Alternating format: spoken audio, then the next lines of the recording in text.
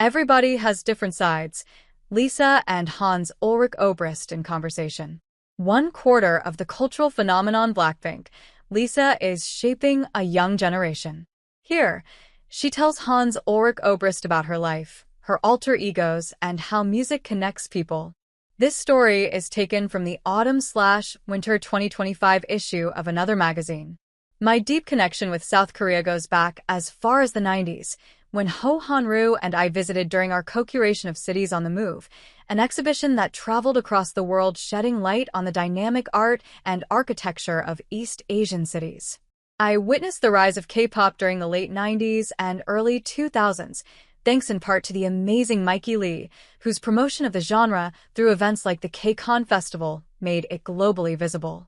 K-pop music and culture seem to connect communities and generations across the world. In 2020, Serpentine collaborated with BTS on the group's global art project Connect, BTS, which worked with art institutions around the world to explore the connections between art, music, and technology. BTS and Serpentine worked together with the Danish visual artist and technologist Jacob Kudsk-Steensen to create Catharsis, an immersive, 3D digital simulation of a forest that has been undisturbed for hundreds of years. I became familiar with Blackpink early on, so I was excited to talk to the Thai singer and actor Lisa to celebrate her success. Lisa bridges music, fashion, and acting, recently making her screen debut in the 3rd series of The White Lotus under her full name, Lalisa Manoban. She uses her platform to communicate with hundreds of millions of people all over the world and has a strong relationship with her fanbase, which is fascinating for an artist so young. This has been a big year for her, with Blackpink's tour and the release of her debut solo album, Alter Ego, through which she explores ideas surrounding identity, using music and choreography as a vehicle for her self-expression. Together, we reflect on memories from her illustrious career, touching on unrealized projects and her dreams for the future. Hans Ulrich Obrist. Good morning. How are you? Lisa, I'm good. And you? It's nice to meet you. HUO, very nice to meet you. I'm excited that we can do this interview. I've known your work for a long time because I'm a friend of Mikey Lee, who always invites me to KCON. Oh, really? That's nice. HUO. So, I'm not really in the music industry. I'm a museum director for contemporary art. I am the artistic director of Serpentine, where we do lots of collaborations between visual art and music and all other disciplines that bring the fields together. We recently collaborated with Lego. We are doing a Lego play at the Pavilion this summer with Peter Cook, a co-founder of Archigram, the visionary architectural collective founded in the 1960s and the father of the record producer A.G. Cook. Some years ago, we did a collaboration between contemporary art and K-pop with the group BTS.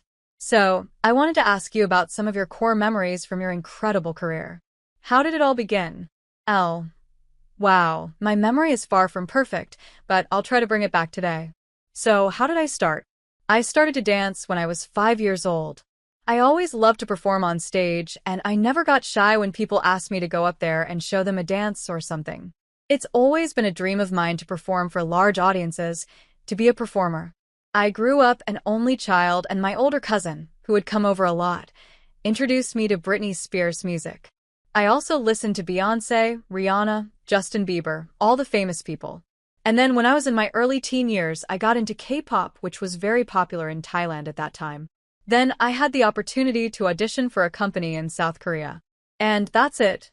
That's how it happened. I flew out to South Korea, trained for 5 years, Blackpink debuted, and here I am, nearly 10 years later. HUO, and you went to this school in South Korea, you mentioned in the Netflix film, Light Up the Sky, which was very much about performing but also languages. You learned a lot of languages. You met a lot of people. What are your memories of this time at school? Well, it was a school, but it was also part of the music company. We had vocal lessons, dance lessons. We had monthly tests, singing and dancing in front of the boss. I'm Thai, so I had to learn Korean. It was 5 years. There were a lot of fun moments with friends who I became very close with. When I look back at it, I'm really grateful that I could experience it. If I could choose my path again, I would still choose to do this.